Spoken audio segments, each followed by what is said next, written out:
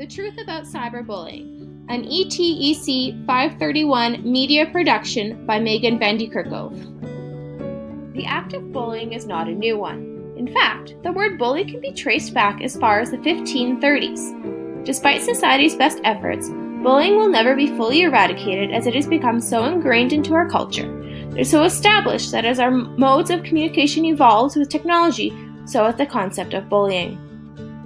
In its most basic sense, bullying involves two people, a bully or intimidator and a victim. However, more often than not, there are others involved, such as henchmen that report to the bully and bystanders.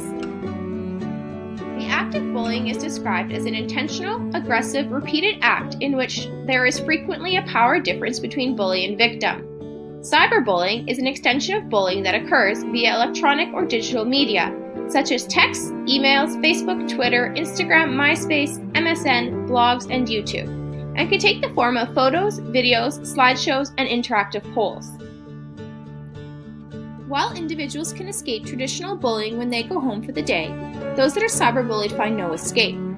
Cyberbullying may be perceived as more sinister than offline bullying because the attacks can be more intense, frequent, unsuspecting, and seemingly difficult to stop. Furthermore, a single attack can also have an outsized effect because of the almost permanent nature of online postings, where defamatory content cannot be easily erased. Additionally, cyberbullies can target their victims quicker, more often, and involve multiple bystanders in a bullying situation, all the while remaining anonymous. There is no denying that bullying and cyberbullying are harmful psychologically to all involved, especially when cyberbullying has been associated with negative emotions such as sadness, anger, frustration, embarrassment, or fear, and has been linked to low self-esteem and suicidal ideation, recent school difficulties, assaultive conduct, substance use, and carrying a weapon to school. However, it is hard to statistically determine the true extent and reach of cyberbullying because of the lack of a universal definition of cyberbullying. Pinpointing a definition of cyberbullying is a challenge because other terms such as cyberstalking, online aggression, cyber harassment, internet bullying, cyber victimization, and electronic aggression have been used to describe what is now known as cyberbullying. Additionally, there are 10 main categories to cyberbullying. These include threat of physical violence, abusive or hate-related, name-calling, death threats, ending of platonic relationships, sexual acts, demands, instructions, threats to damage existing relationships, threats to home and family, and menacing chain messages. With that being said, many scholars have adopted Tokununga's definition for their research purposes. Cyberbullying is any behavior that repeatedly communicates hostile or aggressive messages intended to inflict harm or discomfort on others.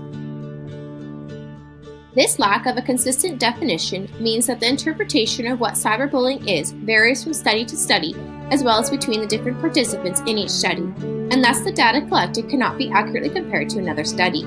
This idea was highlighted by Chadwick when he finds that reports in literature range from 4 to 42% of all young people experiencing cyberbullying. Additionally, there is the problem of the media that has a tendency to sensationalize cyberbullying, saying that it is occurring at epidemic levels, even though the stats that have been gathered thus far do not support these claims.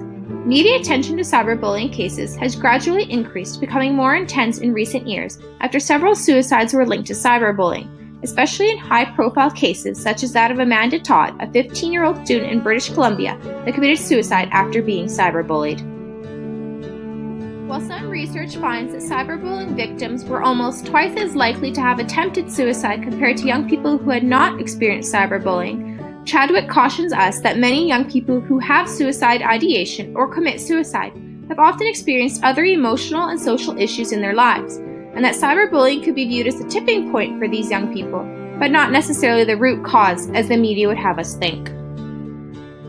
Moving forward, a standardized definition and understanding of what cyberbullying is needs to be established so that there is consistency between studies. Once this is done, the statistics gathered will be more reliable and give us a better understanding of how cyberbullying works, who it affects, and how it affects them, and can thus help guide our efforts to stop it.